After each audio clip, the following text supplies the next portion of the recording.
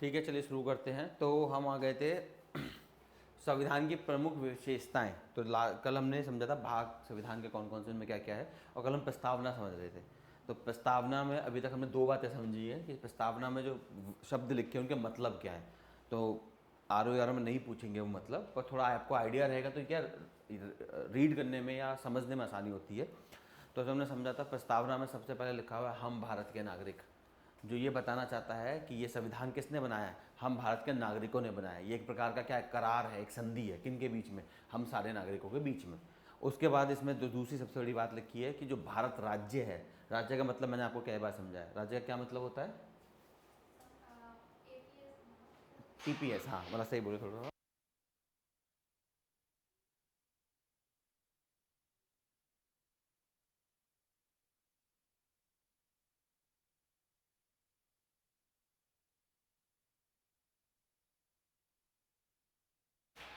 हाँ, APS TPS थोड़ा सा ठीक था। टीपीएस एक टेरिटरी जिसमें कुछ लोग रहते हो, जिसका एक सॉवरन हो। सॉवरन कुछ भी हो सकता है, राजा भी हो सकता है, सरकार भी हो सकता है, वो वेरी करता है। जैसे किसी ज़माने में राजा थे या सरकार है।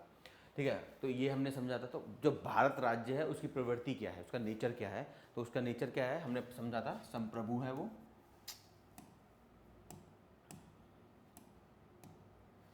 कैसा है, संप्रभु। संप्रभु माने सॉवरन। सॉवरन मतलब वो किसी देश के अधीन नहीं आता।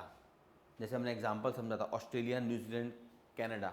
आज भी ये तीन देश ऐसे हैं या तीन राज्य ऐसे हैं जो अभी भी किसके तहत आते हैं, ब्रिटेन के किंग के तहत आते हैं। आज भी उनके पास वॉइस रॉय है, राष्ट्रपति नहीं है, उनका वॉइस रॉय होता है, नाम अलग हो सकता है बेशक, उनका वॉइस रॉय होता है। उसे आज भी कौन अपॉइंट करता है, ब्रिटेन का राजा अपॉइंट करता है, रानी, जो भी केस बनता हो। पहले रानी थी, अब राजा अपॉइंट करता है।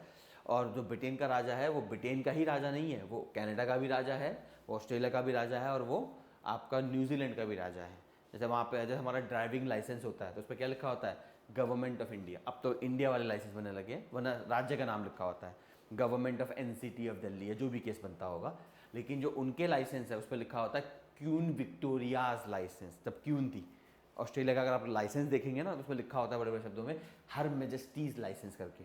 अब उसका नाम हिस वो बनाते कुछ नहीं, उनके नाम पे होते हैं। हमारे देश में क्या, राष्ट्रपति नाम मात्र का राजा है, राजा ही है लेकिन नाम मात्र का है। इसे हम बोलते हैं संविधानिक राजतंत्र, संविधानिक राजतंत्र या फिर कॉन्स्टिट्यूशनल मोनार्की, जैसा है हमारा ब्रिटेन। ब्रिटेन एक संविधानिक राजतंत्र है, यानी कि कॉन्स्टिट्यूशनल मोनार्की है। लेकिन भारत ऐसा कुछ भी नहीं है। भारत कैसा है, संप्रभु है। कहने का मतलब ना भारत किसी के अधीन आता है, ना भारत किसी को अपने अधीन रखता है। भारत अपने आप में एक आज़ाद देश है। ठीक है, और ठीक है, संप्रभु हो गया, सॉवरन सोशलिस्ट। दूसरा है समाजवाद। समाजवादी हमने समझा था, समाजवाद मैंने आपको समझाया था तीन, शायद इवोल्यूशन समझाया था मैंने प्रीवियस क्लास में भी। पुलकित समझाया था मैंने, सामंतवाद से पूंजीवाद से समाजवाद।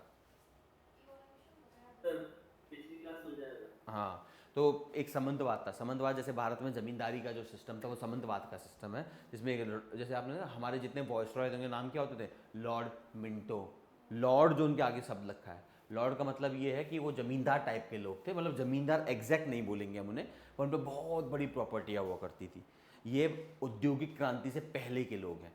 अरे यार, नेटवर्क चला गया, क्या बदतमीजी है यार ये।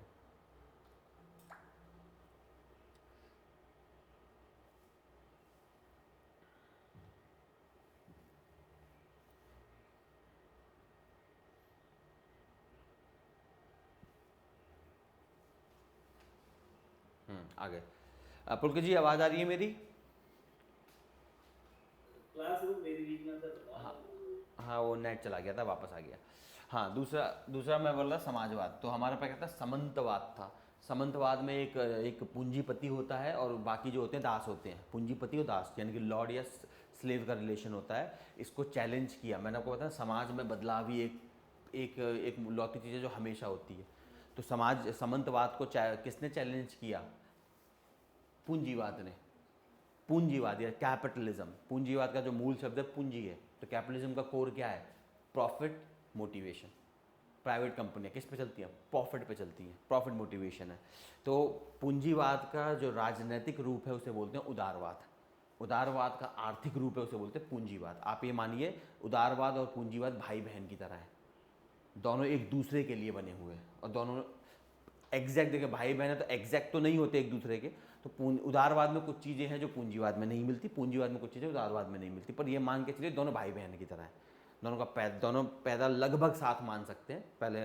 तो पूंजीवाद उदारवाद का आर्थिक रूप बनता है और उदारवाद पूंजीवाद का राजनैतिक रूप बनता है। इसके फ़ायदे क्या हैं? इसके फ़ायदे बहुत सारे हैं। इस समाज को यहाँ तक लाने में जितना उदारवाद ने काम किया किसी ने काम नहीं किया। चाहे लोकतंत्र की स्थापना हो, लोकतंत्र, जब भी लोकतंत्र बोला जाता है तो सीधा हम समझते हैं उदारवादी लोकतंत्र, लिबरल डेमोक्रेसीज।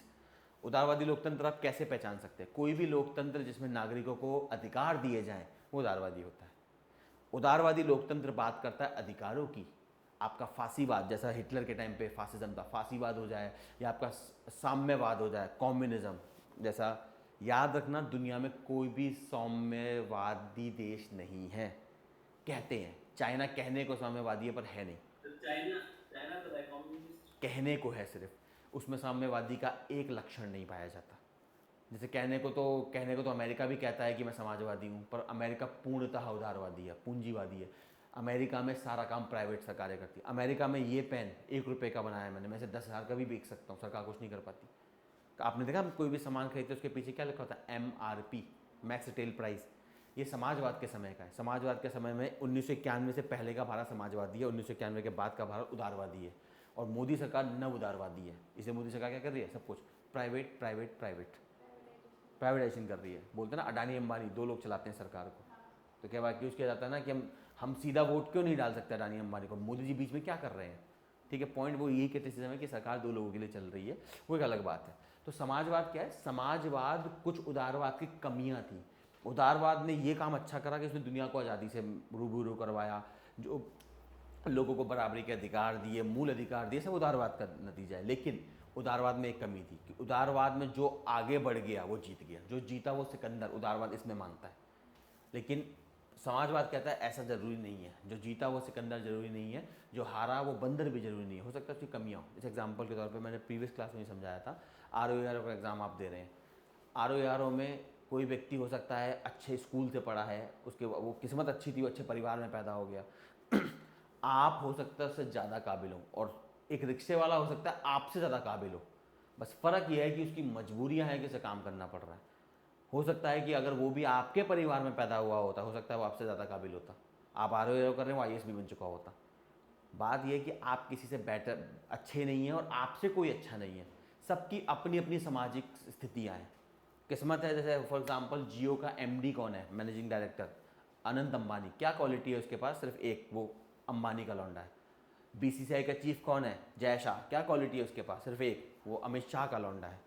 राहुल गांधी कांग्रेस का चीफ, क्या क्वालिटी है उसके पास? सिर्फ एक, वो गांधी परिवार में पैदा हुआ था। क्या कांग्रेस में राहुल गांधी से ज़्यादा टैलेंटेड लोग नहीं है? बिल्कुल है। किस्मत अच्छी है उसकी, सोशल लॉटरी लग गई उसके पास। ये चीज़ समझाई समाजवाद ने। समाजवाद ने बोला उदारवाद ने बहुत कुछ अच्छा किया, मना नहीं करते। उदारवाद ने आपका औद्योगिक क्रांति में हाथ निभाया, उदारवाद ने पूंजीवाद में निभाया, उदारवाद के कारण हमारे पास साइंटिफिक डिस्कवरीज हुई, उदारवाद ने महिलाओं को आपका क्या बोलते हैं, महिलाओं को मत देने के अधिकार तक पहुंचाया, उदारवाद ने दास प्रथा खत्म करी, बहुत कुछ अच्छा किया उदारवाद ने। लेकिन इसमें एक चीज़ कमी रह गई, उदारवाद के कारण कुछ लोग अमीर पर अमीर होते जा रहे हैं, बाकी लोग गरीब पर गरीब होते जा रहे हैं।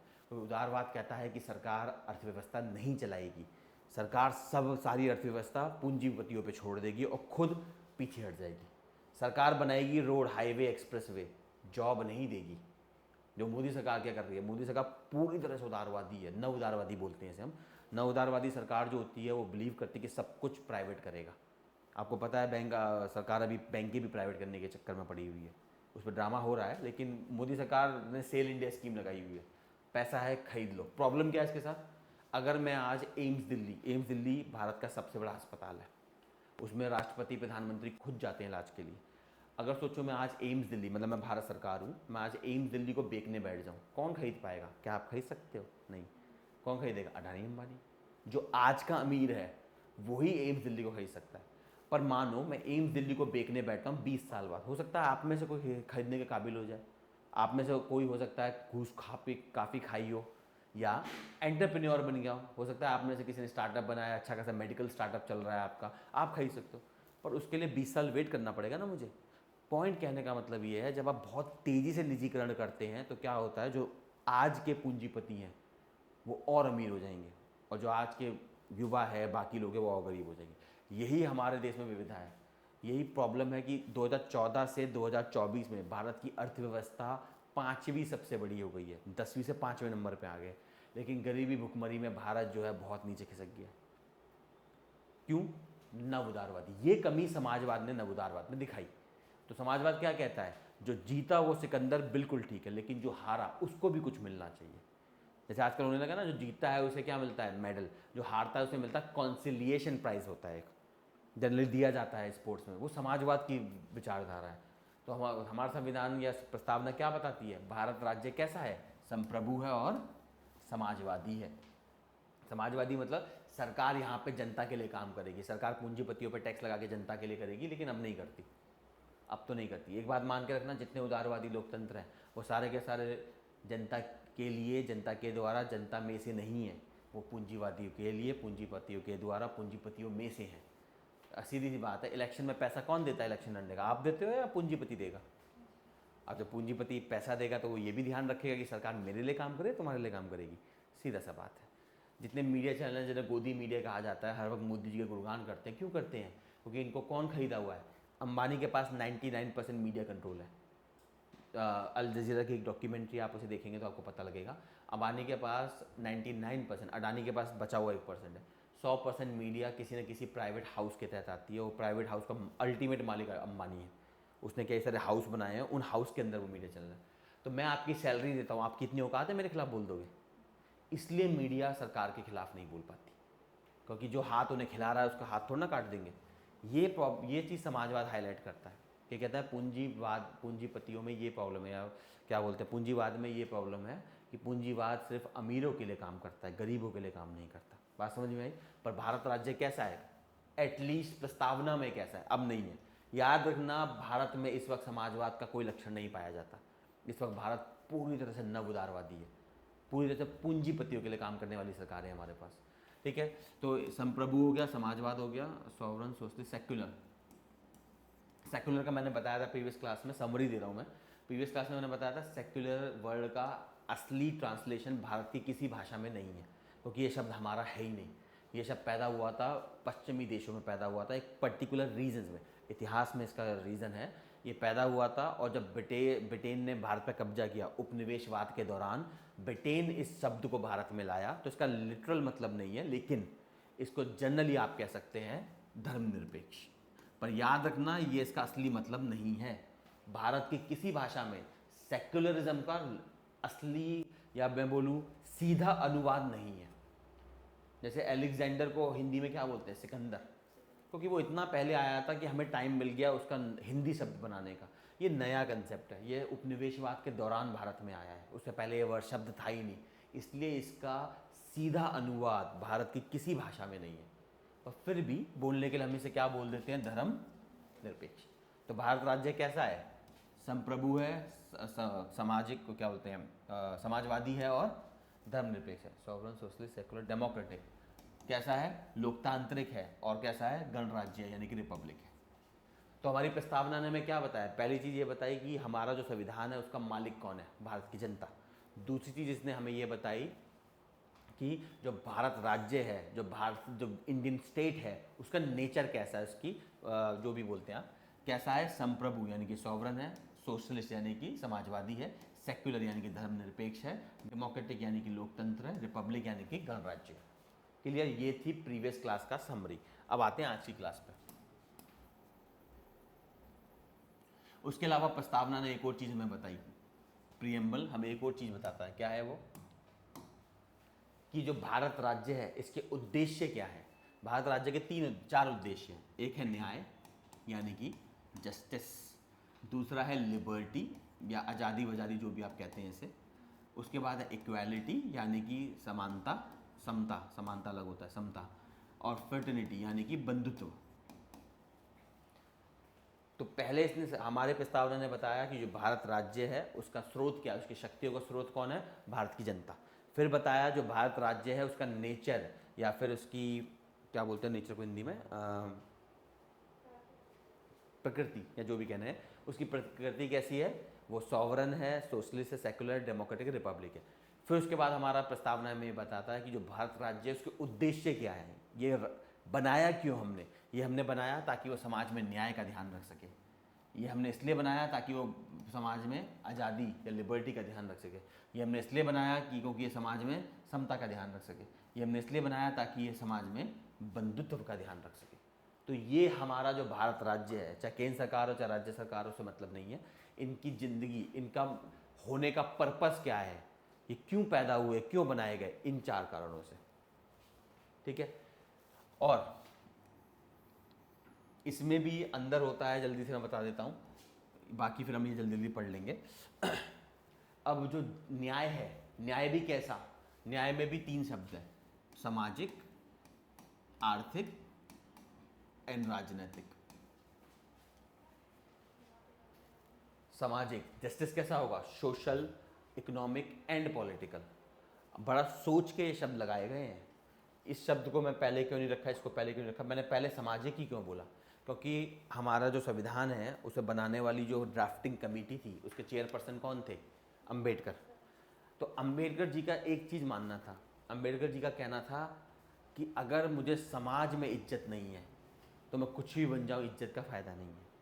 आप बात समझिए, जैसे अभी भारत का राष्ट्रपति कौन है, द्रौपदी मुर्मू, पर बिना ये बोले कि वो जनजाति से आती हैं उनका नाम पूरा नहीं होता। और ये वो बीजेपी भी बोलती है, कांग्रेस भी बोलती है, सब बीजेपी इस बात में गर्व करती है, देखो हमने एक ट्राइबल को, एक जनजाति वाली महिला को हमने प्रधानमंत्री, राष्ट्रपति बना दिया। तो द्रौपदी मुर्मू जब तक उनके नाम या उनके बायो में ये नहीं लिख दिया जाए कि वो एसटी हैं, कंप्लीट नहीं होता। यही अंबेडकर का रोना था। अंबेडकर कहते थे मैं अमीर बन जाऊं या गरीब रहूं, मैं राष्ट्रपति बन जाऊं या प्रधानमंत्री बन जाऊं, बिना ये बोले कि मैं दलित हूं मेरा नाम पूरा नहीं होता। आज भी देखो, अगर कोई भी बात करता है तो क्या बोलता है, दलित मसीहा अंबेडकर। सिर्फ अंबेडकर नहीं, दलित मसीहा अंबेडकर। अंबेडकर की पहचान दलित के बिना नहीं होती। अगर दलित आता है तो अंबेडकर आता है। अगर किसी से भी पूछोगे ना आप दलितों में सबसे पॉपुलर कौन है, तो अंबेडकर बोल देगा। सीधा पूछो भारत के सबसे पॉपुलर राजनेता कौन है, तो छूटते बोलेगा गांधी, नेहरू, वल्लभ भाई पटेल। अंबेडकर उसके दिमाग में शायद ही आए, लेकिन जिस वक्त हमने दलित लगा दिया तुरंत अंबेडकर आ जाएगा। ये अंबेडकर का रोना था। अंबेडकर कह रहा था जब तक मुझे सामाजिक न्याय नहीं मिलेगा मैं आर्थिक न्याय और राजनीतिक न्याय का क्या करूँगा। मतलब मुझे मत देने का अधिकार है, मुझे राष्ट्रपति प्रधानमंत्री बनने का अधिकार है, ये हो गया आपका राजनीतिक न्याय। लेकिन ऐसे न्याय का क्या फ़ायदा, मैं प्रधानमंत्री बन गया लेकिन कोई मेरे से बात नहीं करता। मेरे को आर्थिक न्याय मिल गया, कहने का मतलब मैं भी दुकान खोल सकता हूँ, एक ब्राह्मण भी दुकान खोल सकता है, लेकिन मेरी दुकान से कोई सामान नहीं लेगा क्योंकि मैं दलित हूँ। तो मैं आर्थिक न्याय का क्या करूँगा। सबसे पहले मुझे चाहिए, वो होता है ना, अपन को चाहिए फुल रिस्पेक्ट। जो डायलॉग है ना, वो अपन को चाहिए फुल रिस्पेक्ट, तो वो पॉइंट है इसका। इसलिए न्याय में लिखा गया है सब। तो आपको समझ में आया कि क्यों लिखा गया है ऐसा। सबसे पहला गोल भारत राज्य का क्या है, न्याय। भारत में न्याय की स्थापना हो। और कैसा न्याय, सबसे पहले सामाजिक न्याय। अगर समाज में इज्जत है तो आर्थिक और राजनीतिक हो जाएगा। अगर समाज में आपको बराबर की नज़र से देखा जाता है तो आपकी दुकान भी चल सकती है और आपका राजनीति भी चल सकती है। अगर बराबर की नज़र से नहीं देखा जाता, आप दुकान खोल लो, कोई खाना नहीं खाएगा उससे। अभी भी होता है, लोग अगर आप उसे पता लग जाए ना कि दलित की दुकान है तो उसमें खाना पसंद नहीं करते हैं, जो गांव में खासकर लोग होते हैं। आज भी सोचो, हम 21वीं सदी में 2024 में रह रहे हैं। एक स्टूडेंट थी मेरी, जब मैं किसी और इंस्टीट्यूट में पढ़ाता था, उसमें यूपीएससी का पढ़ाता हूँ मैं जनरली, तो उसमें मैं पढ़ा रहा था। तो एक स्टूडेंट थी, उसने मुझे बताया बिहार से आई थी। कह रही सर हमारे पिता, हम अमीर परिवार से आती है वो, कह रही सर हम सुबह उठ के ना, हमारी आदत है योगा करने की। तो हम उठे सुबह, योगा करा, तो हमारा जो गाँव है उसमें लास्ट घर हमारा बनता है। उसके बाद बहुत बड़ी नाली वाली कुछ बता रही थी, उसके बाद जाके दूसरा गांव शुरू होता है। और वो जो गांव है वो जहाँ पर ज़्यादातर दलित, मतलब छोटी जात रहती है। तो कह रहे कि मैं एक दिन, मैं छोटी थी, मुझे आइडिया नहीं था, मैं ये पढ़ा, सोशल जस्टिस पढ़ा था उसे। तो मैं खड़ी हुई और मैंने वहाँ पे योगा कर रही थी, और सुबह सुबह मैंने उस तरफ देख लिया तो वहाँ पे दलित लोग थे, मेरे को दिख गए। मेरे पिताजी मुझे बहुत तेज चिल्लाए, कह रहे जाओ अभी नहा के आओ और दोबारा से वहाँ मत देखना। तो वो क्या समझाना चाह रही थी, सोचिए, ये 2024 मतलब 14-15 की बात है, ये मैं 21वीं सदी की बात कर रहा हूँ। आज भी यूपी बिहार में मुझे पता है गांव जात के नाम पे बनाए जाते हैं। आज भी युद्ध हो जाते हैं जात के नाम पे। तो ये अम्बेडकर का कहना था, जो समाज, और इसलिए अम्बेडकर ने कहा था कि हिंदुज़म जो है इसका कोई सेंस नहीं है। हिंदू धर्म एक ऐसा धर्म है जहाँ पे आप गाय का मूत्र पी सकते हो, लेकिन आपके साथ एक इंसान है उसे आप छू नहीं सकते। ये कैसी बेवकूफ़ी है। इसलिए अम्बेडकर तो बहुत खिलाफ थे हिंदुज़म के, ठीक है। और खासकर ब्राह्मणिज्म के, सिर्फ हिंदुओं के खिलाफ नहीं थे। उनका मेन पॉइंट था ये सब ब्राह्मणों का फैलाया हुआ ड्रामा है। और मैंने आपको बताया था, अगर आपने पहली क्लास अटेंड की, मैंने आपको वर्णा सिस्टम समझाया था, अगर आपको याद हो। वर्णा में मैंने आपको बताया था 4 वर्ण सिस्टम में जो ब्राह्मण थे उनको ये बात दिमाग में आई, क्योंकि वर्ण सिस्टम किस पे बनता था? खूबियों पे, खामियों पे। अगर आप में पढ़ने लिखने की क्षमता है, चाहे आप शूद्रा के घर में पैदा हुए, वर्ण सिस्टम के हिसाब से आप ब्राह्मण माने जाओगे। जैसे बोला ना, पूछो ना साधु की जात, पूछो तो उसका ज्ञान, या देखो तो उसका ज्ञान। ये डायलॉग इसीलिए बनाया गया था। लेकिन ब्राह्मण को ये फील हुआ, यार मेरा बच्चा का शूद्र निकला, मैं तो मर जाऊंगा। तो उसने क्या करा? उसने बोला कि अब से क्वालिटी, आपकी खूबी खामी पे वरना डिसाइड नहीं होगा, आपके जन्म पे डिसाइड होगा। तो ये बनाया गया। और ऐसा कैसे बना दिया गया? क्योंकि दलितों को पढ़ने का अधिकार था नहीं। उपनयन यज्ञ जो होता है, दलितों को पढ़ने का अधिकार था नहीं, तो दलितों को जो बोला गया ब्राह्मणों की तरफ से उन्होंने मान लिया। जैसे आज भी आप लोग, जो पंडित आता है वो जो बोलता है आप मान जाते हो। वो संस्कृत में कुछ मंत्र पढ़ता है जो आपको समझ में आने वाले हैं वैसे भी नहीं है। अगर आपने पीके मूवी देखी हो, पीके मूवी में क्या बोलता है? सर ये रॉन्ग नंबर है। वो रॉन्ग नंबर का डायलॉग इसीलिए बनाया गया था, ठीक है। तो ये अम्बेडकर का कहना था कि जब तक मुझे सामाजिक बराबरी नहीं मिलेगी, जब तक मुझे समाज में न्याय नहीं मिलेगा, मेरी जात मेरे धर्म के नाम पे अगर मुझे पिछड़ा माना जाएगा, मुझे अलग थलग किया जाएगा, तो मैं ऐसे आर्थिक न्याय और राजनीतिक न्याय का क्या करूँगा? क्लियर है? इसलिए सबसे पहला अम्बेडकर ने जानबूझ के सबसे पहला लिखा गया था न्याय। जिस देश में न्याय नहीं है उस देश में इनमें से किसी का मतलब नहीं बनता। न्याय पहले होगा, और न्याय में भी कैसा न्याय पहले होगा? सामाजिक, फिर आर्थिक, फिर राजनीतिक। उसके बाद आते हैं लिबर्टी, आज़ादी। अब कौन कौन सी आज़ादियाँ हमारे प्रस्तावना में लिखी हैं? लिबर्टी ऑफ थॉट, यानी कि सोचने की आज़ादी। Liberty of thought, expression, believe, faith and worship. Hindi में सोचने की आज़ादी, लिबर्टी ऑफ थॉट, एक्सप्रेशन अपने आप को दिखाने की आज़ादी, बिलीव कुछ भी मानने की आज़ादी, फेथ किसी भी धर्म को मानने ना मानने की आज़ादी, और वर्शिप किसी को भी पूजने की आज़ादी। तो आज़ादी कौन कौन सी हमारे संविधान में प्रस्तावना में लिखी है? सोचने की। एक्सप्रेशन का मतलब होता है कुछ, क्या बोल रहे हैं, जैसे एग्जैक्ट ट्रांसलेशन क्या होगी इसकी? हाँ, मतलब एक्सप्रेस करें। थोड़ी इंग्लिश वगैरह तो आप सब समझते होगे ना? हाँ ठीक है। तो बिलीव की, अभिव्यक्ति। हाँ अभिव्यक्ति, एक प्रकार से अपने आप को अभिव्यक्ति, पहचान बनाने की। तो मेरे को सोचने की आज़ादी, अभिव्यक्ति की आज़ादी है, मुझे कुछ भी मानने की आज़ादी है, मुझे किसी भी धर्म को मानने की या ना मानने की आज़ादी है, और मैं किसी की भी पूजा कर सकता हूँ, मेरी मर्जी, ठीक है। तो ये सारी आज़ादियाँ दी गई, तो इनको ऐसे क्रम में याद रखिएगा। अगला इक्वालिटी। इक्वालिटी है समता। कैसी equality? Equality, liberty of thought, belief, expression, faith and worship, equality of status and of opportunity, and to promote among them all. Equality of status and opportunity and to promote among them all, ठीक है। Equality में 3 है। Status यानी कि क्या बोलते हैं status को? स्तर या फिर ओहदा। तो बराबरी ओहदे की। इसीलिए संविधान का 18वां अनुच्छेद, संविधान में जो मूल अधिकार है उसमें 18वां अनुच्छेद ये कहता है कि राज्य सरकार किसी भी व्यक्ति को कोई दर्जा नहीं दे सकती, टाइटल नहीं दे सकती। ये प्रोहिबिट, जैसे फॉर एग्जांपल, मैंने शायद पहले भी हमने इसके बारे में बात की थी, मैंने आपको बोला था, हाँ महात्मा गांधी वाली बात मैंने आपको समझाई थी। सरकार के महात्मा गांधी को फादर ऑफ नेशन या राष्ट्रपिता का ओहदा दे ही नहीं सकती, क्योंकि हमारी प्रस्तावना में साफ क्या लिखा हुआ है? समता किसकी? स्टेटस की। दूसरा, समता किसकी? अपॉर्चुनिटी या मौके की। यूपीएससी के एग्जाम में चाहे दलित हो, चाहे एससी एसटी, उससे मतलब नहीं है, सब लोग यूपीएससी का एग्जाम दे सकते हैं। चाहे आप गांव से आ रहे हैं, चाहे शहर से आ रहे हैं, चाहे इंग्लिश में पढ़े, हिंदी में पढ़े, कोई मतलब नहीं। आर ओ कोई भी एग्जाम हो, सरकार अगर चुनेगी अपने लिए कर्मचारी तो वो सबको बराबरी देगी अपॉर्चुनिटी का। मैं चुनूंगा तो मेरा केस अलग है, सरकार में और व्यक्ति में आपको फ़र्क करना पड़ेगा। ये जो प्रावधान है, मैंने आपको क्या बताया, ये किसके लक्ष्य हैं? ये राज्य के लक्ष्य, मेरे लक्ष्य नहीं है।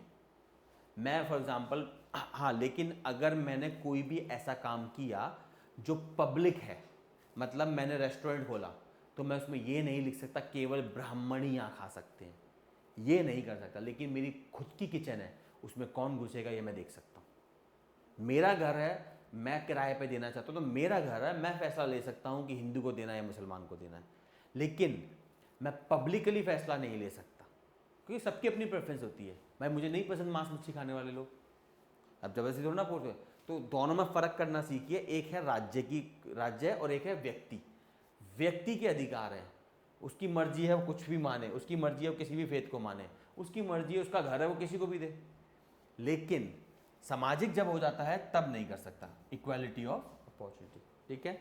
And promote among them all, कहने का मतलब जितने भारतीय हैं उसमें हम इसका विस्तार करेंगे, ठीक है। फिटर्निटी, फिटर्निटी मतलब बंधुत्व। बंधुत्व क्यों है? अगर मैं आपको अपना भाई बहन मानूंगा तभी तो आपको बराबरी लगेगी। पर आपको बोलूँ नहीं तू दलित है, पीछे बैठ के खाया कर, तू दलित है, तेरे साथ हमारे वैवाहिक संबंध नहीं हो सकते, ये अम्बेडकर ने कहा था। अगर भारत में जाति प्रथा खत्म करनी है तो सबसे पहले अंतरजातीय विवाह शुरू करो। ब्राह्मणों ने बड़ा कमाल का कंसेप्ट बनाया है। उन्होंने बोला था, जो बनाया गया था कि आप दूसरी जाति में विवाह नहीं कर सकते। ये क्यों बनाया गया? इमेजिन करो, मैं ब्राह्मण, मेरा बच्चा ब्राह्मण, वो एक दलित से शादी कर लेता है, तो उसका बच्चा क्या बनेगा? ब्राह्मण या दलित? कौन फैसला लेगा? कन्फ्यूजन, इसको अवॉइड ही कर दिया। मैं ब्राह्मण, मेरा बच्चा सिर्फ ब्राह्मण में शादी करेगा, तुम दलित तो तुम्हारा बच्चा सिर्फ दलितों में शादी करेगा। इससे फ़ायदा क्या होगा? ना दलित ब्राह्मण बन सकता, ना ब्राह्मण दलित बन सकता है। मैंने ये अचीव करा। तो अम्बेडकर ने बोला अगर जात को ख़त्म करना है तो एक ही तरीका है भैया, अंतरजातीय विवाह। और जितनी देश में सरकारें हैं वो पैसा भी देती हैं। अगर कोई दलित लड़की या लड़का है और वो ऊंची जात का है, किसी और जात के लड़की या लड़की, हर सरकार देती है। मेरे को जहाँ तक पता है यूपी में भी मिलता है, बिहार में भी मिलता है, केंद्र सरकार की भी शायद कोई स्कीम होगी तो पता नहीं, पर राज्य देते इतना मुझे पता है, ठीक है। तो ये किस लिए? ये बंधुत्व के, जो राज्य सरकार पैसा दे रहे हैं क्या बोलते हैं, जातीय विवाह के लिए, अंतरजातीय विवाह के लिए, ये कहाँ आता है? फ्रेटर्निटी के तहत सुरक्षित है। ये गोल ही है, सरकार को संविधान ने ये काम ही दिया है कि तुम्हें करना ही है, बंधुत्व का प्रमोशन। इन तीनों को अम्बेडकर ने क्या बोला था? त्रिमूर्ति या ट्रिनिटी ऑफ जस्टिस। अंबेडकर ने कहा था लिबर्टी, इक्वालिटी, फ्रेटर्निटी क्या है? ट्रिनिटी ऑफ जस्टिस है। या फिर मैं कहूँ आज़ादी, समता और बंधुत्व क्या है? ये न्याय की त्रिमूर्ति है। अम्बेडकर, तो याद रखना, अगर उसमें पूछा जाए न्याय की त्रिमूर्ति किसे कहा जाता है, तो आप कहेंगे justice, equality and liberty, equality and fraternity. तो न्याय की त्रिमूर्ति कौन है? और न्याय की त्रिमूर्ति किसने बोला था? अंबेडकर ने बोला था, ठीक है। क्लियर है पुलकित जी? चलो फाइन है। तो ये थोड़ा मैंने आपको ब्रीफ कर दिया। तो हमें सभी प्रस्तावना से क्या क्या पता लगा, प्रीएम्बल से क्या क्या पता लगा? पहला, संविधान का स्रोत कौन है, सरकार की शक्तियों का स्रोत कौन है? जनता। दूसरा में पता लगा कि जो भारत राज्य है उसका प्रकृति कैसी है, नेचर कैसा है। फिर हमें पता लगा कि जो भारत राज्य है इसके लक्ष्य क्या है, गोल्स क्या है, करना क्या चाहती है वो ये गोल्स है। फिर हमें पता लगा प्रस्तावना से कि भारत का संविधान कब अपनाया गया, जो उसमें तारीख लिखी है, क्या 26 थी शायद, 26 नवंबर 1949। तो ये 4 चीज़ें हमें पता लगती है प्रस्तावना से, ठीक है। क्लियर है? ठीक है, कहानी खत्म। और इसी तारीख को क्या मनाया जाता है? 26 नवंबर 1949 को यस, संविधान दिवस मनाया जाता है। चलो फाइन, अब जल्दी से पढ़ लेते हैं नोट्स में क्या लिखा है, ये समझाना था मुझे आपको।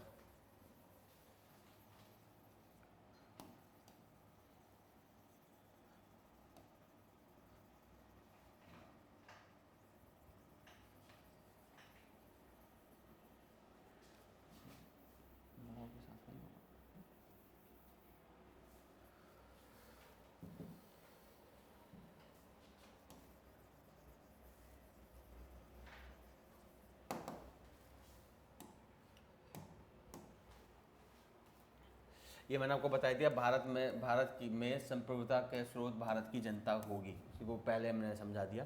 भारत संविधान, वृहद क्या होता है यार, इतनी शुद्ध हिंदी कौन पढ़ता है? वृहद क्या होता है? अच्छा, बेसिक होगा मेरे ख्याल में। भारत संविधान वृहद रूप से लिखित है, बेसिक कहना चाहता होगा, क्योंकि लिखित का या पता नहीं, जो भी है, इतना इंपॉर्टेंट शब्द ये इंपॉर्टेंट है। भारत का मैंने आपको बताया था, भारत का कैसा संविधान है? लिखित संविधान है। इसीलिए भारत के संविधान का प्रॉपर स्ट्रक्चर बना हुआ है, कौन सी चीज़ कहाँ आएगी सब कुछ है। प्रीवियस क्लास में मैंने कराया, एक बार देख लेना। ठीक है। तो भारत की सॉवरेनिटी या संप्रभुता का स्रोत क्या है? भारत की जनता होगी। भारत का संविधान कैसा है? लिखित है। अमेरिका का संविधान कैसा है? लिखित है। ब्रिटेन का संविधान कैसा है? मौखिक है। मौखिक कहना उसे गलत होगा क्योंकि मौखिक बहुत गलत शब्द है, मौखिक तो नहीं कहेंगे, उसे बोलेंगे अनरिटन। अनरिटन को क्या बोलते हैं? अलिखित अलिखित अलिखित। अलिखित है, मौखिक नहीं है। मौखिक का मतलब तो होता है मुंह से बोला गया, लिखा हुआ वो भी है, लेकिन फ़र्क ये है कि उसका कोई स्ट्रक्चर नहीं है। जो जो कानून संसद ने पास किया वो उस संविधान का हिस्सा बन जाता है। क्योंकि ब्रिटेन में सबसे ताकतवर कौन है? संप्रभु कौन है? संसद। हमारे देश में संप्रभु कौन है? वैसे तो जनता है, पर जनता के बाद आता है संविधान। ठीक है। संविधान की सर्वोच्चता इसकी प्रमुख विशेषता है, वो तो मैंने बता ही दिया कि सबसे सर्वोच्च कौन है? जनता है, लेकिन जनता के बाद दूसरे सबसे बड़ा कौन बनता है? संविधान। जिसका अर्थ है कि कोई भी कानून या आदेश संविधान के विरुद्ध नहीं जा सकता। और ये कौन ध्यान रखेगा इस बात का? मैंने बताया था प्रीवियस क्लासों में भी, इस बात का हमने संविधान लिखा, संविधान के तहत हमने राज्य की स्थापना करी और राज्य को हमने 3 हिस्सों में बांट दिया, न्यायपालिका, कार्यपालिका एंड विधायिका। क्योंकि हम नहीं चाहते थे एक व्यक्ति में शक्ति रहे, जो राजशाही में पाया जाता है वो हम नहीं चाहते थे, हमने डिवाइड कर दिया। तो मैंने आपको बताया था संविधान के तहत हमने जिम्मेदारियां भी दी हैं।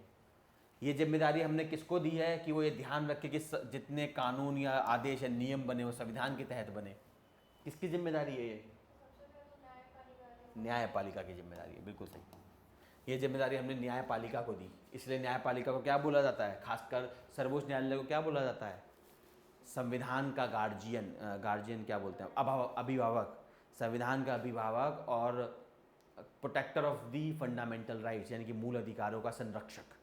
संविधान को इसीलिए बोला जाता है, सर्वोच्च न्यायालय या उच्चतम न्यायालय को इसीलिए बोला जाता है कि वो संविधान का अभिभावक है और मूल अधिकारों का रक्षक है, क्योंकि ये जिम्मेदारी हमने उसे दी है। ठीक है, ये इसलिए इसमें लिखा हुआ है। ठीक है। संशोधनों की प्रक्रिया के आधार पर वह अन्वय या निमेय संविधानों का मिश्रण है। बेसिकली कहना चाहता है फिक्स्ड और अनफिक्स्ड वाली बात, फिक्स्ड और फ्लेक्सिबल। हमारा संविधान कैसा है? फिक्स्ड। हमारा संविधान कैसा है? रिजिड भी है और फ्लेक्सिबल भी है। क्यों? मैंने आपको प्रीवियस क्लास में बताया था, अनुच्छेद 368 के तहत संविधान में संशोधन किए जा सकते हैं। संशोधन 2 प्रकार के होते हैं। एक होता है जो फ्लेक्सिबल है, जिसे आप संविधान में संशोधन के लिए एक चीज़ लगती है जिसे हम बोलते हैं मेजॉरिटी।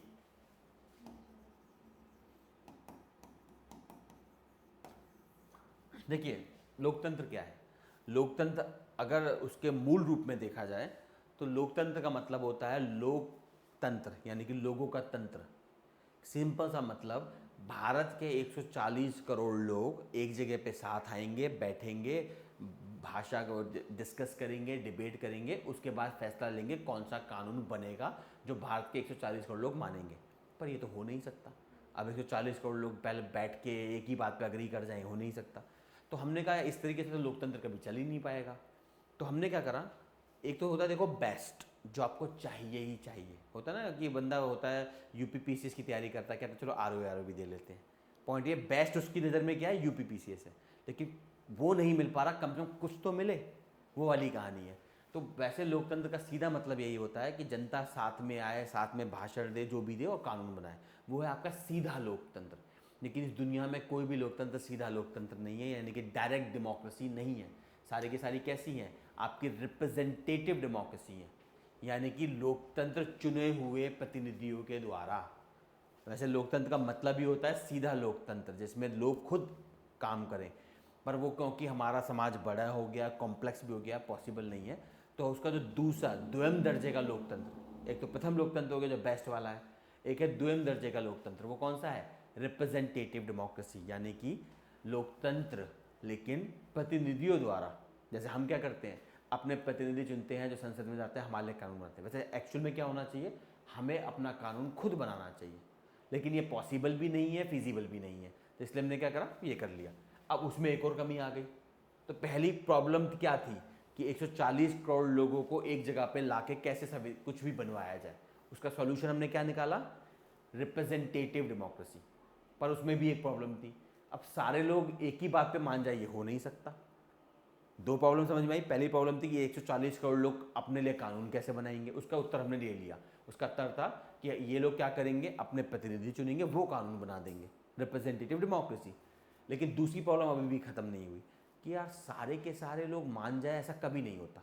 तो हम उसका सॉल्यूशन हमने क्या निकाला कि सारे लोग ना माने, बहुमत के लोग मान जाए, तो मेजॉरिटी मान जाए। संविधान में जितने संशोधन होते हैं सारे कैसे होते हैं, मेजॉरिटी से होते हैं।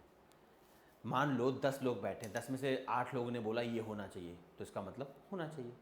लेकिन जो दो लोग बच गए, ये लोकतंत्र में कहीं लिखा नहीं है लेकिन ये मान आ गया है और सब जानते हैं बात को कि जो भी फैसला होगा वो बहुमत से होगा। लेकिन जो अल्पमत में लोग हैं वो ये नहीं कह सकते कि ये फैसला हमारा नहीं है, हम नहीं मानेंगे। ये अग्रीड है, इसके लिए ये लिखा कहीं नहीं है, पर ये कॉमन सेंस, कुछ चीज़ें होती है ना बहुत ही कॉमन सेंस हो जाती हैं।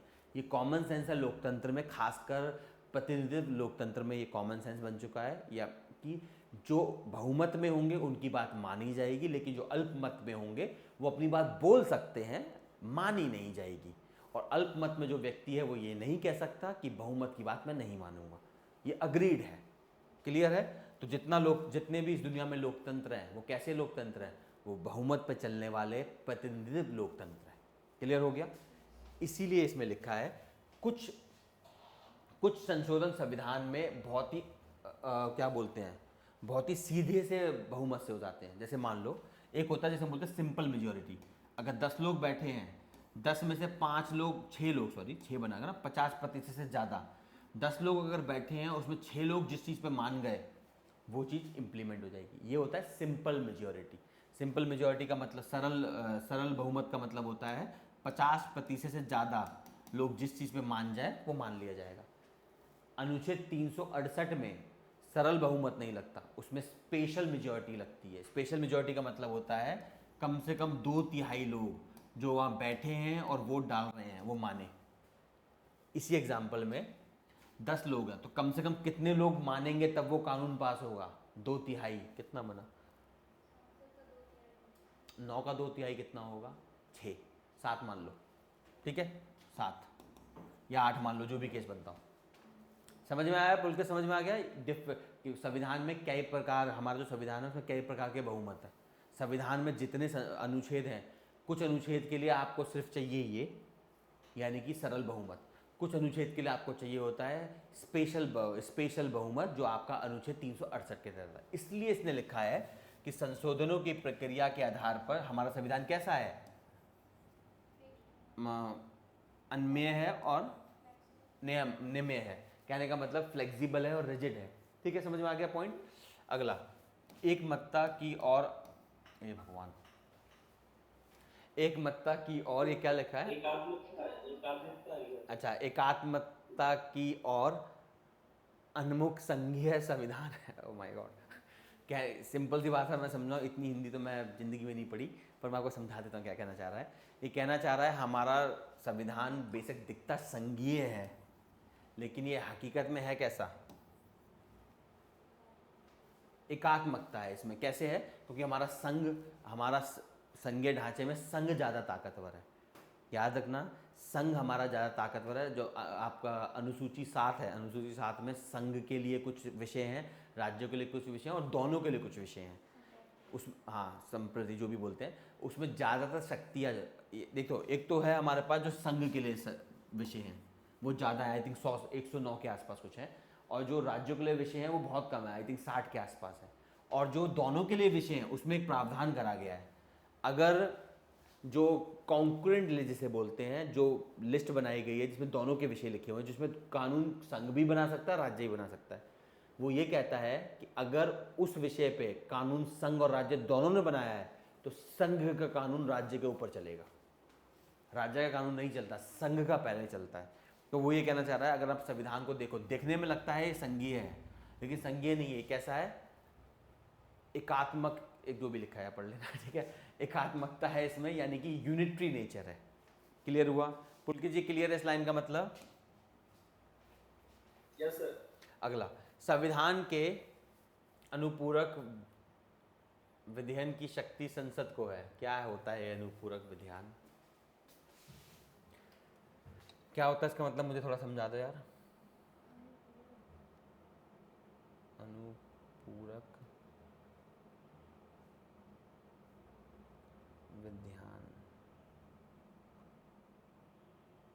इतनी शुद्ध हिंदी आपने भी नहीं पढ़ी क्या? अरे ये कौन लिखता है? सप्लीमेंट्री लेजिस्लेशन, अच्छा ठीक है। तो कॉम्प्लीमेंट्री होता है पूरा मतलब हाँ, कॉम्प्लीमेंट्री सप्लीमेंट्री लेजिस्लेशन, समझ गया मैं क्या कहना चाह रहा है। ये लाइन ये कहना चाह रही है कि भारत के संविधान के तहत क्या है, देखो सब कुछ संविधान में आप लिख नहीं सकते, तो संविधान में जो चीज़ें नहीं लिखी गई वो कौन लिखता है? संसद अपने कानून से लिखता है। कानून में भी आप सब कुछ नहीं लिख सकते, उसके लिए क्या बनाए जाते हैं? नियम विनियम बनाए जाते हैं। एक कानून होता है, एक अधिनियम होता है। अधिनियम के बाद क्या बनता है? नियम विनियम। कौन बनाता है? सरकार। संविधान सभा ने बनाया संविधान, संविधान के तहत बनाया संसद ने कानून, और उस कानून के तहत सरकार बनाती है नियम विनियम। तो वो जो नियम विनियम बनाने का तरीका है वो कहलाता है आपका अनुपूरक विधान। समझ में आया क्या कहना चाहता है? सप्लीमेंट्री या फिर कॉम्प्लीमेंट्री लेजिस्लेशन आप कह सकते हैं। ठीक है, तो ऐसे शब्द है ना, तो इसे लिख लो अपने जो नोट्स आपके, उसमें लिख लो इसका मतलब क्या है, बाद में कन्फ्यूजन ना हो। ये तो सिंपल शब्द है। हमारे संविधान में वयस्क मताधिकार को मान्यता दी गई है।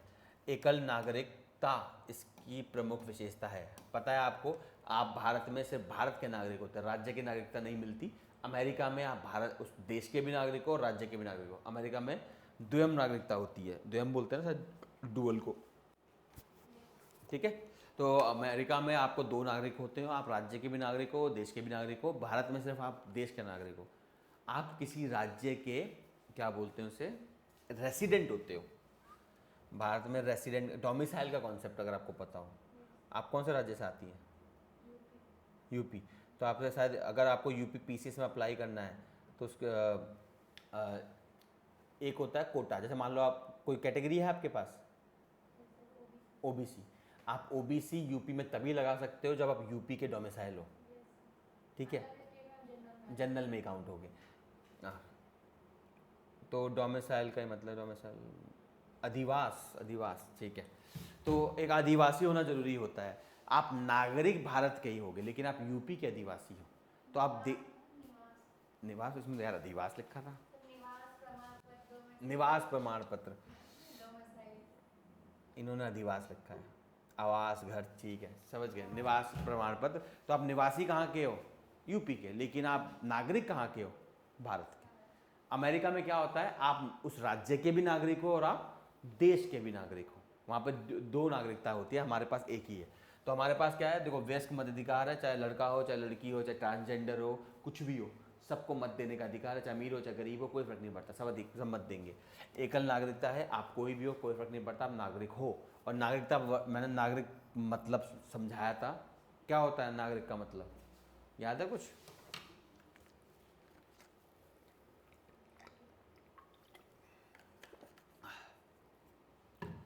हाँ जी पुलकित जी, नागरिक कौन होता है? जो जेल में पड़ा है फिलहाल है? नहीं सर, जो वहाँ का निवासी होता है, जहाँ का मतलब मूल निवासी जहाँ का है। ये क्या बात हुई, मैं मूल निवासी भारत का हूँ, अमेरिका का नागरिक हो सकता हूँ? नहीं मतलब जहाँ जहाँ पर उसका जन्म हुआ है और वो वहीं पर वहीं की नागरिकता है उसके, तो वहाँ पे नहीं, जरूरी नहीं है। मैं भारत में जन्म हुआ, मैं अमेरिका चला जाता हूँ, वहाँ की नागरिकता ले सकता हूँ। तो फिर आप नागरिक नहीं है भारत के। अरे प्रीवियस क्लास में तो समझाया था, भूल गए? चलो, इन्हें नहीं पता समझ में आता, तुम कैसे से भूल गए?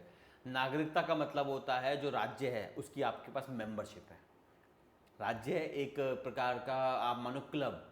जैसे आप जैसे इंस्टीट्यूट में आप जीआईएस के आप क्या बोलते हैं, एक प्रकार से समझ, आप जीआईएस के सिटीजन हो, आप हो, बाकी लोग थोड़ी ना है। सिटीजन के फायदे क्या हैं? आप क्लास में बैठ पा रहे हो। आप सिटीजन नहीं होते, यानी कि आप इस जीआईएस के मेंबर नहीं होते, तो आप यहाँ नहीं होते। तो इसी तरह से अगर आप भारत के नागरिक हो, यानी कि आपके जो भारत राज्य है, राज्य बोल रहा हूँ मैं, सरकार वकार नहीं, राज्य जो पॉलिटी का कॉन्सेप्ट है, अगर आप भारत राज्य के मेंबर हो तो ही आप भारत के नागरिक हो सकता है आप भारत में पैदा हुए, 20 साल भारत में रहे, आप वैसे भी भारत में, शादी भी आपने भारत में कर ली, उसके बाद आप अमेरिका चले गए, अमेरिका जाके आपने अमेरिका की नागरिकता ले ली, तो आप क्या कहलाओगे? आप भारतीय मूल के अमेरिकी नागरिक कहलाओगे। तो नागरिकता क्या होता है? एक मेंबरशिप होती है किसी राज्य की, देश की नहीं हो सकती, सभ्यता की नहीं हो सकती। आप सभ्यता से भारतीय ही रहोगे लेकिन आप नागरिकता से अमेरिकी हो जाओगे। इसका फ़र्क क्या आता है? लीगल फ़र्क है ये। इसका फ़र्क ये है कि आप कुछ भी करो तो आप पे भारत के कानून नहीं लगते। भारत का कानून, भारत का संविधान सिर्फ किस पे लगता है? भारत के नागरिक पे। आप अमेरिकी हो, आपने किसी का मर्डर कर दिया तो क्या आपको भारत के कानून के तहत सज़ा मिल सकती है? सवाल ही पैदा नहीं होता, क्योंकि आप नागरिक अमेरिका के हो। सेम केस में आप अमेरिका के नागरिक हो और आप भारत में राजदूत बन के आए हो और आपने किसी का रेप कर दिया, तो क्या भारत में आपको सज़ा हो सकती है? नागरिक आप अमेरिका के हो, भारत में आप राजदूत बन के रहते हो और आपने यहाँ पे चलो मान लिया मर्डर या रेप कर दिया कुछ, तो क्या आप भारत में सज़ा हो सकती है आपको? कार्रवाई हो सकती है, चलो कार्रवाई मान लेते हैं, कार्रवाई हो सकती है। हाँ जी पुलकित जी, कार्रवाई हो सकती है फिर? जी बिल्कुल हो सकती है। नहीं हो सकती है। आप नागरिक ही नहीं हो भारत से, कैसे हो सकती है आपके ऊपर कार्रवाई? क्या होगा, भारत सरकार जो अमेरिकी सरकार है उससे बोलेगी कि इसने, क्योंकि जिसके साथ हुआ अगर वो भारतीय है तो दोनों में से एक भारतीय होना जरूरी है, या जिसके साथ हुआ या जो कर रहा है दोनों में से एक भारतीय जरूरी है। अगर जिसके साथ हुआ वो भारतीय है तो आपके खिलाफ कार्रवाई तो नहीं कर पाएगी भारत सरकार, लेकिन अब भारत सरकार क्या करेगी, आपके, क्योंकि आप समझिए मैंने बोला आप राजदूत हो, अगर आप आम आदमी हो अमेरिका के भारत में आते हो आपने करा तो आप ऑफकोर्स कार्रवाई, लेकिन उसमें भी लिमिट है हमारे पास, क्योंकि जो दूसरा व्यक्ति जिसके साथ हुआ वो भारतीय था, अगर वो भी भारतीय नहीं था तो बड़ा प्रॉब्लम हो जाता है। तो जिस देश के नागरिक के साथ हुआ वो संभाले, हमारा केस नहीं बनता। ऐसा हुआ था सऊदी अरेबिया के, सऊदी अरेबिया फेमस है इन चीज़ के लिए, सऊदी अरेबिया के राजदूत थे भारत में। याद रखना जितने दूतावास होते हैं वो सारे के सारे उस देश की प्रॉपर्टी होता है। जैसे मान लो भारत में अगर पाकिस्तान का वो दूतावास है तो वो वहाँ पे भारत का कोई कानून नहीं लगता। आपने उस गेट के अंदर घुसे, भारत सरकार खत्म, गेट के बाहर आए भारत सरकार शुरू। ये एक संधि हुई थी, विश्व स्तर पे एक संधि है, वियना कन्वेंशन, उसमें हुआ था। संधि इंपॉर्टेंट नहीं है, बस इतना याद रखना कि आपका किसी भी देश का कानून सिर्फ उसके नागरिकों पे लगता है। या तो जो कांड हुआ है उसमें करने वाला उस देश का नागरिक हो या जिसके साथ हुआ है वो उस देश का नागरिक हो, तब लग सकता है। अगर दोनों ही नागरिक नहीं है तो मुश्किल है। ये है नागरिकता का मतलब। आपने मेंबरशिप ले ली है तो आप जो काम करोगे तो काउंट होगा, जो कानून बनाया जाएगा तो काउंट होगा। जैसे GIS ने कानून बना लिया कि बच्चे इस टाइम से नहीं आएंगे तो उन्हें डिस्क्वालीफाई कर दिया जाएगा, आप पे लगता है क्या? सारे बच्चों पे लगता है? नहीं। बात समझ में आई? तो नागरिकता ये होता है। पर हमारे देश में कैसी नागरिकता है? एकल। दूसरा, स्वतंत्र न्यायपालिका की व्यवस्था संविधान में की गई है, बिल्कुल की गई है। हमारी न्यायपालिका बड़ी कमाल की है, ये खुद ही को अपॉइंट करती है, ऐसा दुनिया में कहीं नहीं पाया जाता। इसका भी एक रीज़न है, इंदिरा गांधी की बकैती के कारण हुआ था, चलो भूल जाते हैं उसे। इतना याद रखना, भारत में स्वतंत्र न्यायपालिका का क्या होता है, व्यवस्था की गई है। भारतीय संविधान में संसदीय शासन प्रणाली है, ये तो आपको पता ही है, कोई बड़ी बात नहीं है। केंद्र और राज्य सरकार को प्राधिकार भारतीय संविधान से प्राप्त है। प्राधिकार क्या होता है? शक्तियाँ होंगी मेरे हिसाब से। चलिए, वो तो मैंने आपको बता ही दिया, ये मैंने पहले ही समझा दिया था कि हमने बनाया संविधान, संविधान ने बनाया राज्य, और राज्य के 3 हिस्से होते हैं, न्यायपालिका, कार्यपालिका और विधायिका। कहने का मतलब सब कुछ किसने बनाया है? हमने बनाया है। सर्वोपरि कौन है? हम हैं। हमारे बाद कौन है? संविधान है। ठीक है। डॉक्टर अम्बेडकर जी ने कहा था संविधान को संगठनात्मक के तंग ढांचे में नहीं डाला गया है। कहने का मतलब वो कह रहा है, क्योंकि जब ये बनाया गया संविधान तो बड़ा ही ड्रामा हुआ कि यार तुमने दिखाया है कि संघ है, लेकिन है हकीकत में जो था ना एकनात्मक, जो भी था ये एकात्मकता जो भी है, तो उसमें बोला गया तुमने दिखाया है कि संघीय संविधान है, पर संघीय संविधान तो है नहीं यार। ज़्यादा शक्तियाँ तो संघ के पास है। संघीय संविधान में राज्यों पे ज़्यादा शक्तियाँ होती है, अमेरिका में पाया जाता है। अमेरिका में अमेरिका की जो सरकार है वो कमज़ोर है, राज्य अमेरिका के ताकतवर है, उनकी मर्जी के बिना अमेरिका की सरकार हिल नहीं सकती। पर हमारे में उल्टा, हमारे में संघ ज़्यादा ताकतवर है राज्यों के मुकाबले में, ये फ़र्क याद रखिएगा। तो अम्बेडकर जी ने ये बात बोली थी। वैसे अम्बेडकर जी ने ये भी बोला था, मैंने वो किया जो मुझे कहा गया, अगर संविधान को जलाना पड़े तो सबसे पहले मैं जलाऊंगा। क्योंकि देखो हम ना बड़े स्मार्ट लोग हैं, ये फ़र्क समझिए। भारत में आज तक तख्ता पलट नहीं हुआ। भारत के आसपास जितने देश हैं सब में तख्ता पलट हुआ कई बार। ऐसा क्यों? क्योंकि देखो भारत में बहुमत में कौन है? OBC, SC, ST। OBC अकेला ही 85% के आसपास पड़ता है। अगर सबको मिला दो तो मान के चलिए आप लगभग 90% के आसपास, कुछ रिकॉर्ड कहते हैं 85%, मान के चलिए 85 से 90% हिंदुओं की आबादी जो है वो आपकी SC, ST, OBC से मिलकर बनी है। जो अपर कास्ट हैं, ब्राह्मण, क्षत्रिय, वैश्य, ये बहुत छोटा आबादी है, लगभग 15%। लेकिन इन पर ताकत बहुत ज़्यादा है। ये दिखते हर जगह हैं।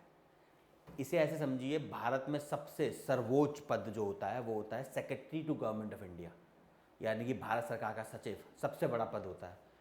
90 सचिव हैं भारत सरकार के, और जो लेटेस्ट रिपोर्ट है उसके मुताबिक 90 में से 88 सचिव अपर कास्ट हैं, सिर्फ 2 सचिव हैं लोअर कास्ट, उसमें भी मेरे ख्याल में नहीं 3 सॉरी 87 है, 3 लोअर कास्ट हैं जिसमें 2 एसटी हैं, 1 एससी है और 1 भी ओबीसी नहीं है। मैं ये क्यों बता रहा हूँ, मैं इसलिए बता रहा हूँ, आपको समझना पड़ेगा। हमने बड़ा ही ब्रिलियंट गेम खेला। हमने सोचा यार देखो ये लोग, क्योंकि आपको पता होना चाहिए मुस्लिम लीग मांग रही थी अलग देश मुसलमानों के लिए, अंबेडकर भी मांग रहे थे अलग देश दलितों के लिए। अंबेडकर का कहना था अगर अंग्रेज चले गए तो जो ब्राह्मण है वो दलितों को फिर से वही करेंगे जो पहले कर रहे थे, ये उनका साफ कहना था। इसलिए हम जब आप इतिहास पढ़ेंगे उसमें पढ़ेंगे अंबेडकर ने अंग्रेजों ने दलितों को दिया था सेपरेट इलेक्टोरेट, मतलब दलित अपना नेता चुनेंगे, बाकी लोग अपना नेता चुनेंगे, जिसके खिलाफ गांधी जी ने आमरण अनशन किया था और पूना पैक्ट साइन हुआ था, पहले भी मैंने बताया था। क्यों?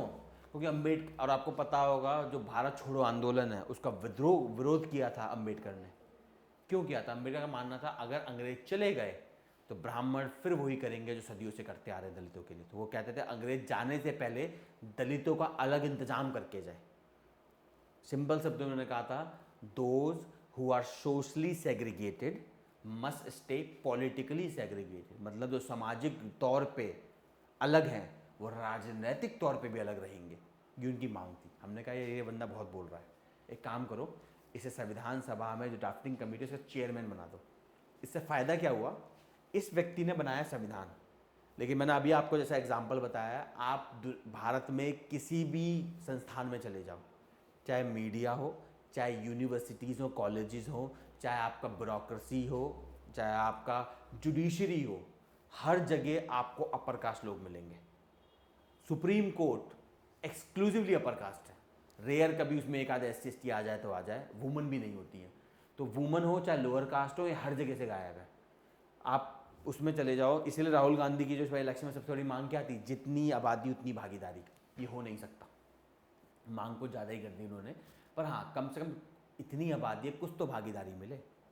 आप सबसे बड़ा ओहदा मैंने बताया सचिव का होता है, उसमें ज़्यादातर आपको मान के चलिए 98% लोग आपको अपर कास्ट मिलेंगे। सुप्रीम कोर्ट में पूरा इतिहास उठा लो, 98% लोग अपर कास्ट ऊंची जाति के मर्द हैं, औरतें भी गायब होती हैं। आप मीडिया में चले जाओ, जर्नलिस्ट जिनका काम होता है जनता के लिए बोलना, एक्सक्लूसिवली अपर कास्ट है, एक आध ओबीसी SC ST आ गया तो आ गया। यूनिवर्सिटीज़ में चले जाओ, 98% यूनिवर्सिटी के जो प्रोफेसर रैंक है उसमें अपर कास्ट है, और कहने को रिजर्वेशन दिया गया है। क्यों? क्योंकि समझिए आप रिजर्वेशन से नौकरी ले सकते हो, प्रमोशन नहीं। प्रमोशन में संविधान में रिजर्वेशन है सिर्फ SC और ST के लिए, वो भी काम नहीं करता। क्योंकि सीधी सी बात है, मैं अपर कास्ट में हूँ, प्रमोट करूँगा तो किसे करूँगा? बायसेस बहुत ज़्यादा है। ठीक है, बात समझ में सारी। इसलिए अंबेडकर ने क्या बोला था कि मैंने, और हमने क्या गेम खेला, अब हम याद रखना संविधान को अंबेडकर ने नहीं बनाया, संविधान तो संविधान सभा ने बनाया है। अंबेडकर की जो कमेटी थी, ड्राफ्टिंग कमेटी, उसमें कई सारे लोग थे, वो विचार लाते थे, अंबेडकर जी उसमें बस बैठते थे बीच में, फाइनल करा था तो उस विचार को ले जाया जाता था संविधान सभा में। संविधान सभा के लोग उसमें से बहस करते थे और जो संविधान पसंद आया प्रावधान उसे डाल दिया, बाकियों को हटा दिया। तो संविधान बनाया तो संविधान सभा ने है, लेकिन हमने ऐसा बनाया ड्रामा कि हम हर वक्त क्या बोलते हैं, संविधान किसने बनाया? और ऐसा हम क्यों बोलते हैं? क्योंकि हमें पता है 85% आबादी जो है उनको एक लॉलीपॉप भी तो देना पड़ेगा। तो वो लॉलीपॉप क्या है? अरे यार तुम्हारा संविधान है, तुम कहाँ विद्रोह करने बैठे हो? इसलिए आप देखना जितने भी दलित के जितने भी मूवमेंट होते हैं सब में वो क्या बोलते हैं? वो संविधान की शपथ खाते हैं। इतना बढ़िया बेवकूफ़ बनाया हमने कि उनको लगता है कि संविधान उनके लिए काम कर रहा है, कुछ हद तक कर रहा है, संविधान सबके लिए काम करता है। ये जो इस बार के जस्टिस चंद्रचूड़ उन्होंने भी बोला था, हमारे संविधान की यही खासियत है, ये उनके लिए भी काम करता है जिसमें विश्वास नहीं करते। पर पॉइंट याद रखना आप लोग, इसलिए अंबेडकर जी ने क्या कहा था, मैंने वो किया जो मुझे कहा गया। अगर किसी को अगर संविधान में कुछ गड़बड़ हुई तो जलाने वाला पहला मैं हूँगा, साफ बोला था उन्होंने। इसका रीज़न सिंपल था और मैंने एग्जाम्पल भी बता दिए। तो हमने एक ऐसा मिराज बनाया हुआ है कि लोगों को लगता है, जो लोअर कास्ट है उनको लगता है कि उनको शक्तियाँ दे दी गई हैं, शक्तियाँ वक्तियाँ कुछ नहीं मिली हैं। अभी भी जो वर्चस्व है शक्ति पे, ताकत पे, वो अभी भी अपर कास्ट का बना हुआ है। चाहे आप कहीं भी चले जाना, किसी भी डिपार्टमेंट में आपकी पोस्टिंग हो जाए, आप देखना उसका टॉप बॉस कौन है, रेयर होगा कि आपको SC ST OBC मिल जाए, और वुमन तो भूल ही जाओ, अपर कास्ट ही मिलता है हमेशा। क्लियर। अगला KC व्यार, इन्होंने क्या बोला था, भारतीय संविधान अधिक कठोर तथा अधिक लचीले के मध्य एक अच्छा संतुलन स्थापित करता है। वो मैंने आपको समझा ही दिया, ना ही ये कठोर है, ना ही ये लचीला है, ये बीच में कहीं आता है। कुछ प्रावधान है वो इजीली संशोधित हो जाते हैं, कुछ प्रावधान है उनके लिए आपको अनुच्छेद 368 करना पड़ता है, जिसमें आपकी क्या लगती है, विशेष बहुमत लगता है, बाकियों में सरल बहुमत लगता है। चलो अब अर्धसंघीय संविधान, ये मैंने आपको 10 बार समझा दिया कि हमारे संविधान को अर्धसंघीय क्यों बोला जाता है। क्यों?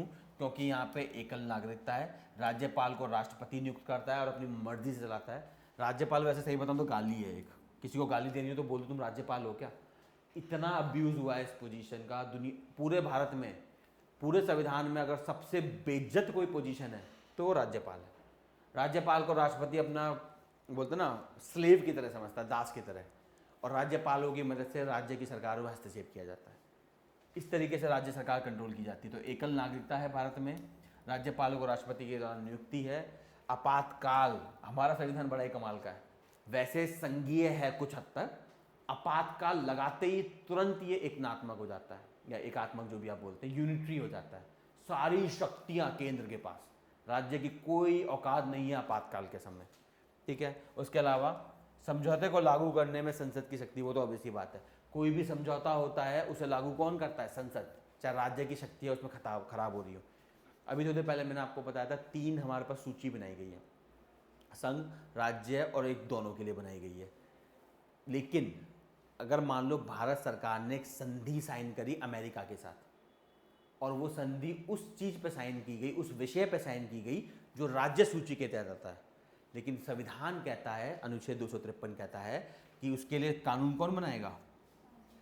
तो कहने का मतलब कुछ ऐसी संधियां हैं जो अंतर्राष्ट्रीय समझौते हैं, उसमें अगर कानून बनाना पड़े, चाहे वो राज्य विषय पे क्यों ना बन रहा हो, वो कौन बनाता है, संसद बनाती है। ठीक है।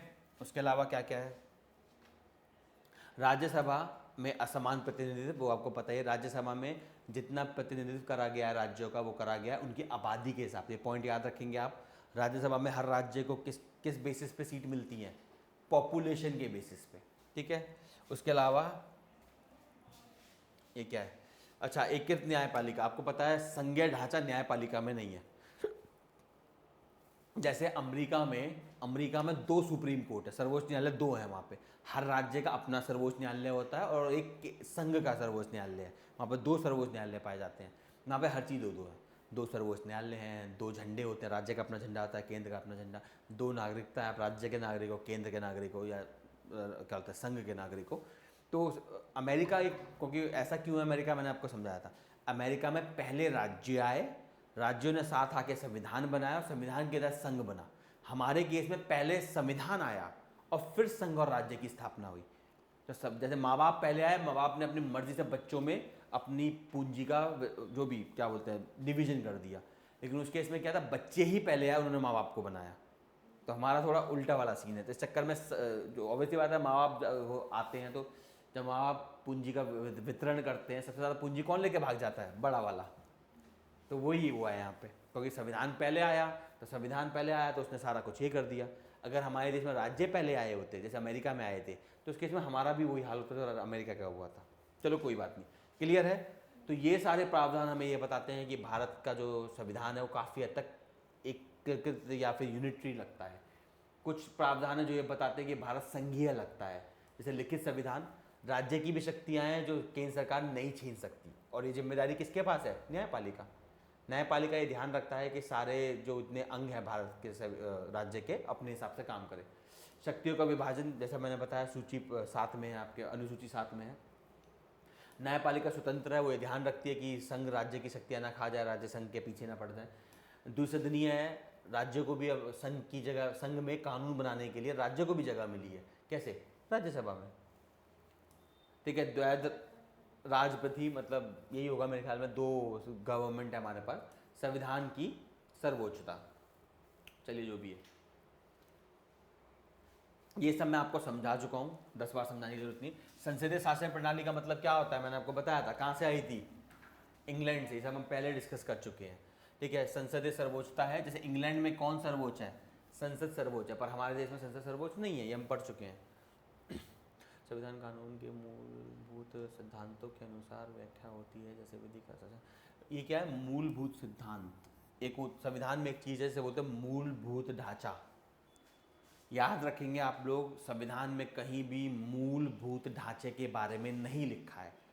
केस याद रखेंगे, मूलभूत ढांचे का आविष्कार हमारे न्यायालय ने किया था, सर्वोच्च न्यायालय ने मूलभूत ढांचे का आविष्कार किया था केशवानंद भारती केस में। इसे कहीं पे लिख लो आसपास में, बस इतना ही याद रखना।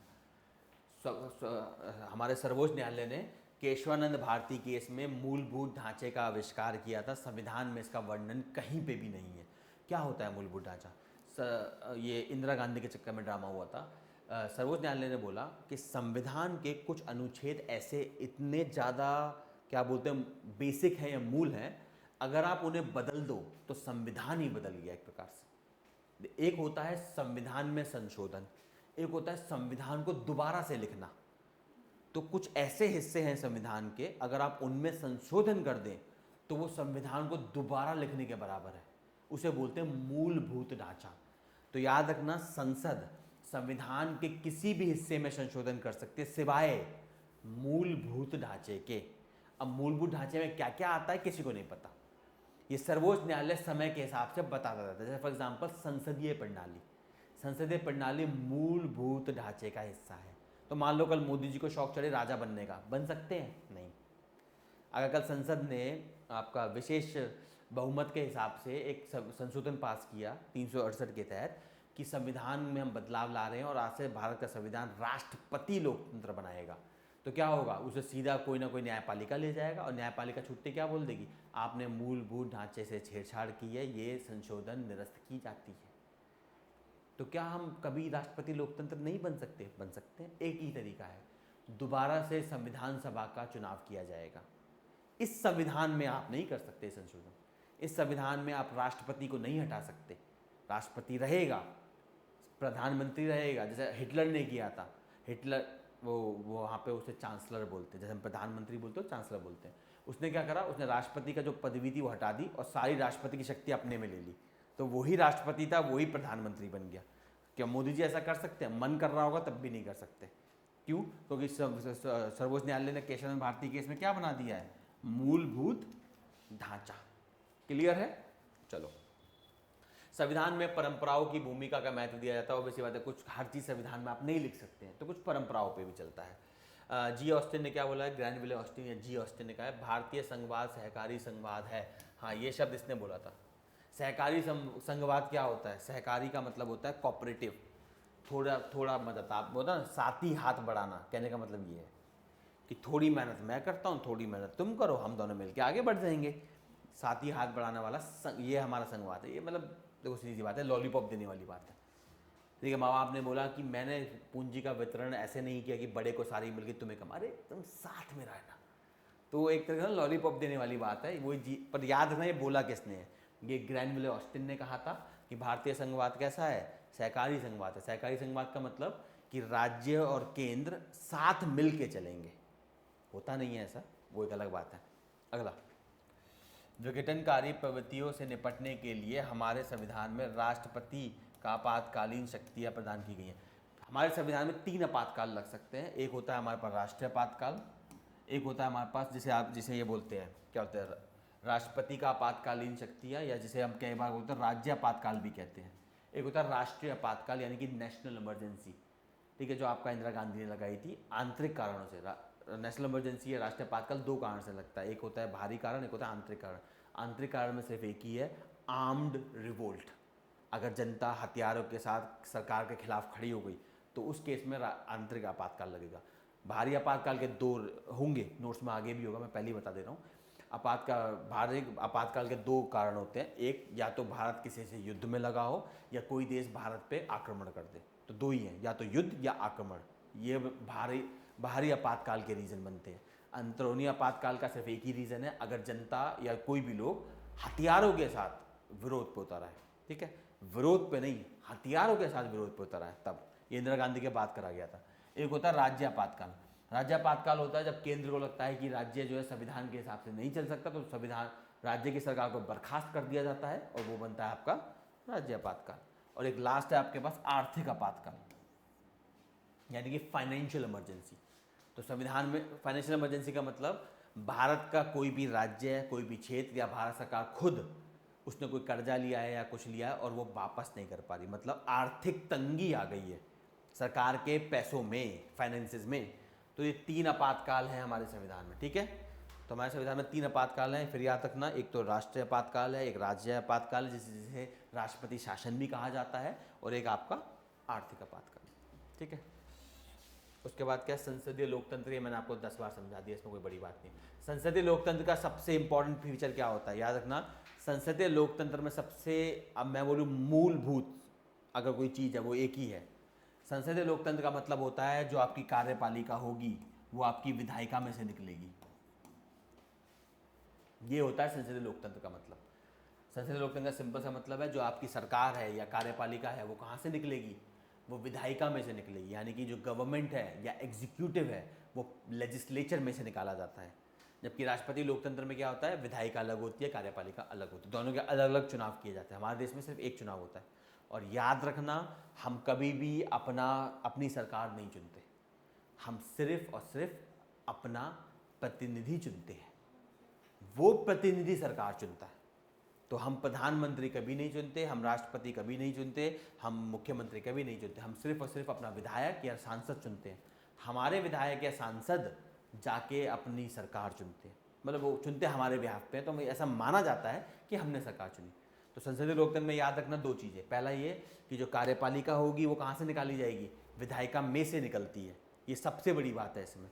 और जो जनता होती है वो कभी भी सरकार या कार्यपालिका को नहीं चुनती, जनता जो होती है केवल विधायिका को चुनती है, विधायक या सांसद कार्यपालिका चुनते हैं, ठीक है। चलो, तो इसी के साथ हम यहाँ पे कहानी खत्म करते हैं। कल हम शुरू करेंगे अगले अध्याय से, हमारा संविधान की उद्देशिका। ये तो हम कर चुके हैं, कोई बात नहीं, एक बार जल्दी से पढ़ लेंगे हम, ठीक है। क्लियर है पुलकित जी, क्लियर? Yes sir. चलिए फिर मिलते हैं कल। नहीं कल तो सॉरी छुट्टी है, कल 15 अगस्त है। जाओ तुम भी आज़ादी में जाओ। हाँ बोलिए, क्या कह रहे हैं?